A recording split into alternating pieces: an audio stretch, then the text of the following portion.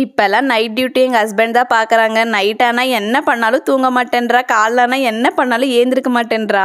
எங்கள் ஹஸ்பண்டே என்னென்னோ ட்ரை பண்ணுறாங்க, but feet பண்ண கூட ஏந்திருக்க மாட்டேன்றா. அவள் பாட்டுக்கு நல்லா தூங்குறா. இப்பெல்லாம் பிரேக்ஃபாஸ்ட்டே இல்லை, டைரெக்டாக லஞ்ச் தான். ஏன்னா ஏந்திருக்கிறதே மார்னிங் 12 ஆயிடுது. ஸோ அதனால டைரெக்டாக லஞ்சே சாப்பிட்றது. ஹாஸ்பிட்டலே பர்த் சர்டிஃபிகேட்டுக்கு நேம் கொடுக்க சொன்னாங்க, பட் எங்களுக்கு தான் பேர் செட் ஆகல. வீட்டுக்கு போய் கொடுக்கலாம். நானும் ஹஸ்பண்டும் 1 வீக்காக தேடுறோம், எந்த நேமும் செட்டே ஆக மாட்டேங்குது. ஸோ உங்ககிட்ட தான் கொஞ்சம் ஹெல்ப் கேட்கலான்னு இருக்கா. இந்த லெட்டர்ஸில் உங்களுக்கு எதனா பியூட்டிஃபுல்லான கேர்ள் நேம் தெரிஞ்சதா கொஞ்சம் கமெண்ட் பண்ணிடுங்க.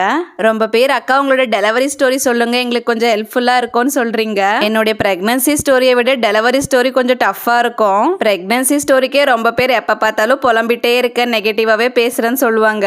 அதனாலே சொல்றதுக்கு பயமா இருக்கு. பட் ரொம்ப பேர் எங்களுக்கு ஹெல்ப்ஃபுல்லா இருக்கும் சொல்லுங்க, ஏன் சொல்ல மாட்டேன்றீங்கன்னு கோச்சிக்கிறீங்க. சொன்னாலும் கண்டிப்பா திட்டுவீங்க, என்ன பண்ணுறதுனே தெரியல. அட்லீஸ்ட் 2 பேருக்காச்சும் என்னோட ஸ்டோரியிலேருந்து யூஸ்ஃபுல்லா இருந்தா நான் கண்டிப்பா பாசிட்டிவா முடிஞ்ச அளவுக்கு சொல்ல ட்ரை பண்றேன்.